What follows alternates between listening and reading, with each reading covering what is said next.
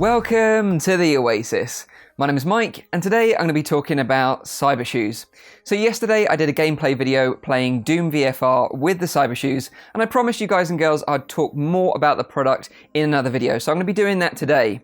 So in today's video I'm going to be showing you what you exactly get if you back this on Kickstarter right now, how to set it up with your PC, how to play some games and tell you what games are compatible, and then finally my conclusion. Now there's something important to know in this video, and I'll make sure I cover that in detail at the end, so make sure you stay tuned for that. So without further ado, let's dive in. Okay, so first up, let's talk about what you'd get if you backed the Cybershoes. You'd get a pair of Cybershoes, a wireless receiver, 3 micro USB cables, and a dual USB charger. So right now you can back this product on Kickstarter. At the time of this video, it's probably got 2 or 3 days left. The lowest tier of backing right now is around $200, and that's for the Cybershoes themselves and no other accessories. The ideal setup for Cybershoes will be a pair of Cybershoes, a 360 bar stool, the Cybershoes anti-static carpet, and then a cable management system unless you're using something like the Vive Pro wireless adapter or the TP-Cast. Once I'd built the bar stool, everything else was relatively straightforward. Just download a couple of pieces of software from Cybershoes. The first is called Walk in Place, and the second is the Cyber Manager, which you use to configure all your games. Next step is you need to run Steamvr Rim Setup and configure it for standing only. What you need to do is calibrate the headset and place it on top of the bar stool, and then insert 95 centimeters or 37 inches in your height calibration during the setup. Now, the frustrating thing is you're going to need to do this every time you move from using the Cybershoes to doing a room scale experience. You're going to have to go through the Steamvr setup again. It would be nice in the future maybe if Steam had like profiles for different ways of playing, but this is what it is right now. Once the shoes are charged, you've got your bar stool up and running and you've installed all your software, now it's time to play some games. To give you an example on how to use the Cybershoes with Doom VFR, for example, you will need to run Doom first. Once Doom is up and running, get into the game and pause it, and then Alt-Tab out, and then start the Cyber Manager. In the Cyber Manager, you want to select the game you're running, and then you want to select Follow HMD or Follow Cybershoes. Now the difference between the two settings is if you follow HMD, wherever your head is pointing, that's where you'll be running. So you can rotate 360 on the bar stool, and then you'll always be running forward.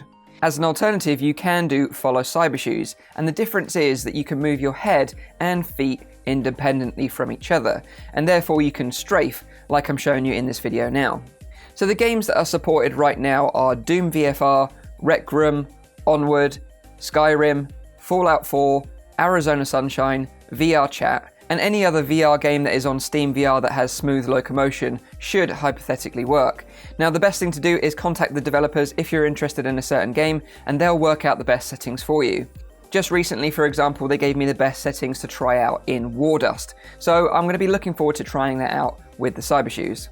So once I got everything up and running with Doom VFR, I have to say I did have a lot of fun playing Doom, and just like I said at Gamescom, I was really looking forward to jumping back into Doom VFR using this setup, and I have to say, in my personal opinion, I thought it was a lot of fun. But the experience wasn't flawless. I did have a few issues, and at first I had some real serious issues where, I'd be moving my feet and then just stuck in game, and this would happen intermittently. I got in contact with the developers and told them about this situation and showed them video clips exactly showing them what was going on. And it actually turned out they sent me the wrong style carpet. Now they'd run out of the original carpet that they tested, which was actually an anti-static carpet, and provided me with just a normal piece of carpet. But unfortunately, this, with the movement of your feet, especially if you're running quickly, builds up electrostatic discharge. And this can cause real issues with the shoes working correctly. So after reporting this to the developers, they did some internal tests and again highlighted the fact that the carpet was the cause of the issues. They sent me out another pair of shoes and another carpet which was specifically anti-static, and then I tested it again, and I have to say, since using the anti-static carpet, I had fewer issues, although still not perfect. But this concerned me because a lot of people out there probably backed this through Kickstarter and maybe went for the very lowest option, which was $200 for the shoes alone. Now the problem with that is that with the shoes alone, you can't control what carpet or what surface you're using the Cybershoes on, and again, could have that electrostatic discharge issue causing the shoes not to work properly.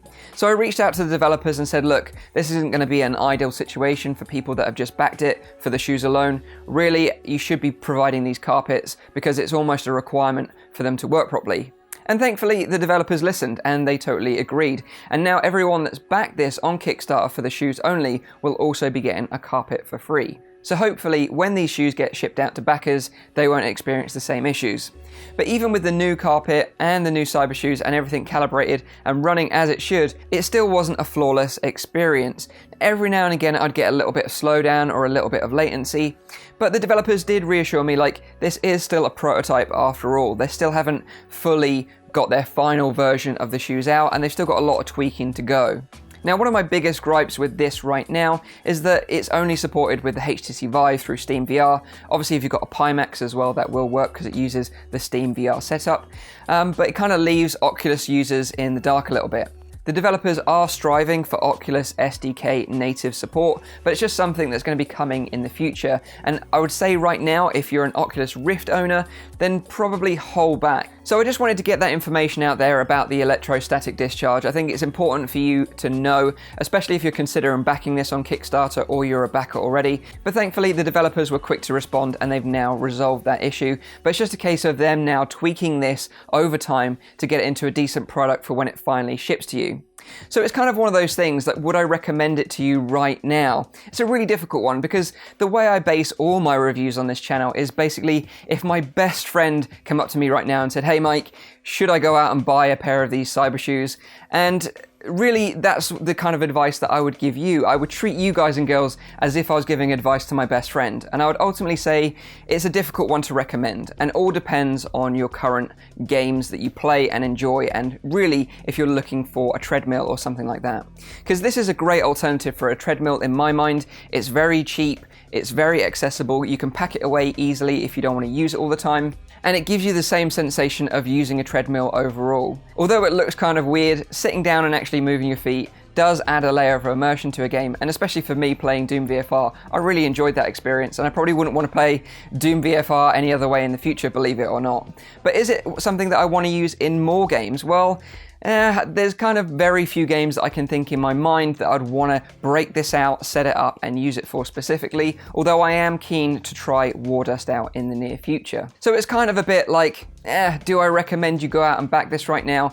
It's very interesting, and I think out of all the options that I've seen available for locomotion in VR, it's definitely one of the better ones, don't get me wrong, but it's just a case of what games do you play, and really do you play the right games that are going to be compatible with this for you to get the most out of it in the future, and hopefully Cybershoes can get Oculus native SDK integration and support more games for it ultimately. So I'm sorry I haven't given you a definitive answer whether I recommend this or not, but hopefully I've given you enough information to make an informed decision for yourself. But I'd love to know your thoughts in the comments down below. What do you think of Cybershoes? Are you interested? Have you backed it? You're now happy that you're going to get a free carpet. Hopefully I sorted you out there. So let me know in the comments down below. Leave a like if you liked the video. Make sure you're subscribed for all my future content. And as always, I'll see you on the next one. Cheers.